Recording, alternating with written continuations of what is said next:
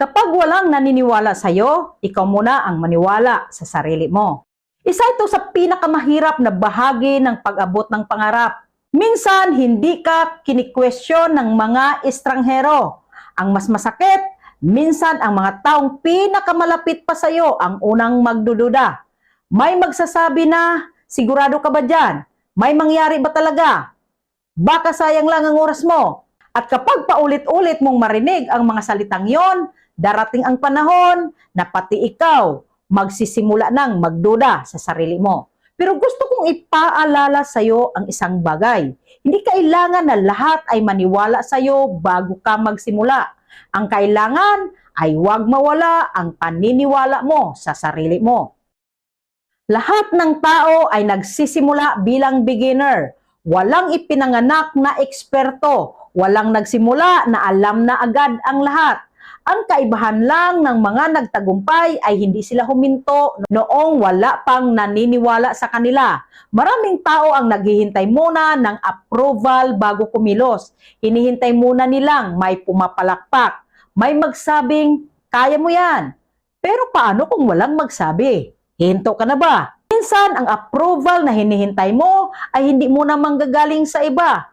Kailangan manggaling muna sa sarili mo. Sabihin mo sa sarili mo, hindi ko pa alam ang lahat, pero handa akong matuto. Hindi pa ako magaling, pero araw-araw akong gagaling. Hindi pa ako nasa pangarap ko, pero papunta na ako. Napakalaking pagbabago ang mangyayari kapag binago mo ang paraan ng pakikipag-usap mo sa sarili mo. Dahil ang isip natin ay madalas naniniwala sa paulit-ulit nating sinasabi. Kung araw-araw mong sasabihin na hindi mo kaya, unti-unti mo yun paniniwalaan. Pero kung araw-araw kang kumikilos at sasabihin kaya mong matuto at umunlad, mas malaki ang posibilidad na magpatuloy ka. At tandaan mo rin ito, hindi lahat ng taong nagdududa sa iyo ay gustong hilahin ka pababa. May iba na nag-aalala lang. May iba na base lang sa sarili nilang karanasan ang sinasabi. Pero ang buhay mo ay hindi kopya ng buhay nila. Ikaw ang gagawa ng sarili mong kwento. Kaya huwag mong hayaang ang opinyon ng ibang tao ang maging hangganan ng kaya mong marating. Sa bawat pangarap, may kasamang panganib. May posibilidad na magkamali ka, may posibilidad na mabigo ka, pero may posibilidad din na magtagumpay ka.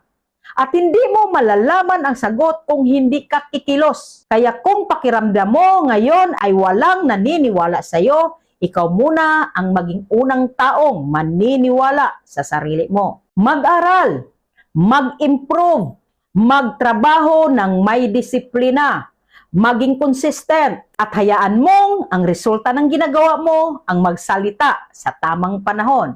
Tandaan mo, maraming matagumpay na tao ang minsang minaliit, pinagdududahan o hindi pinaniwalaan. Pero hindi yon ang nagtapos sa kwento nila. At hindi rin yon ang dapat maging katapusan ng kwento mo. Ang simula ng tagumpay ay nagsisimula sa isang tao na nagsabing, maniniwala muna ako sa sarili ko kahit wala pang ibang naniniwala.